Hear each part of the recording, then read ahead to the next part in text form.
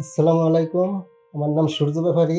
আমাদের বাড়ি ফরিদপুর ভাঙ্গা থানা, গ্রাম মাধবপুর, বয়স ৫৪। আমার এই সমস্যাটা আমার ধারণা এখানে আসার পরে মেলা আগে ৩০-৩৫ বছর আগে। সমস্যাটা এই যে এখানে যে হাতে উঠতে পারি না, ঘাড়ে ব্যথা, মাজা ব্যথা।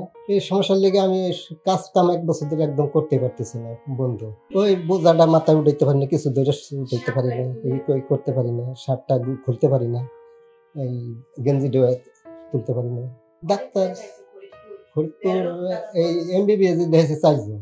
তারা বলছে তোমার ঘাড়ে পর্দাস হয়ে গেছে এবং ওই জয়েন্টে গোস্তে জাম হয়ে গেছে। তারা যে এটা ঘাড়ে যে জয়েন্টে যে হেঁটে তারা ধরে, তারা বলে পর্দাস হয়ে গেছে, গোস্ত জাম হয়েছে, এই ধরনের কথা বলে। আমি আগে প্রায় এ পর্যন্ত ১ থেকে ১.৫ লক্ষ টাকা খরচা করছি, কিন্তু কোনো ফলাফল পাইনি। আর ওই জিনিসটা আরো গাঢ় হয়েছে, বেশি হয়েছে। ইউটিউবে টিভিতে দেখছি এই স্যারের শুনলাম। এখানে আসার পরে স্যার বললো যে আপনার এই সে দিতে হবে, হাটে আমারও করতে হবে, হাটের সমস্যা, তোমার গাড়ির সমস্যা, গাঢ় গেটে ধরে পড়ছে।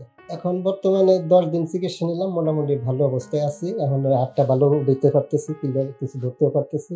আর এই যে ঘাড়ে ঘেটিতে এই সমস্ত শরীরে ব্যথা ছিল। আগে আমি গেডিতে ঘুরতে পারছি না, এখন গেডিতে ঘুরতে পারতেছি। সে মোটামুটি আমার ভালো ট্রিটমেন্ট করছে, ভালো করছে। হ্যাঁ, খাবার ব্যাপারটা সে আমি শোয়া অবস্থায় ছিলাম, সে আমার শোয়া অবস্থায় খাওয়াই দিছে।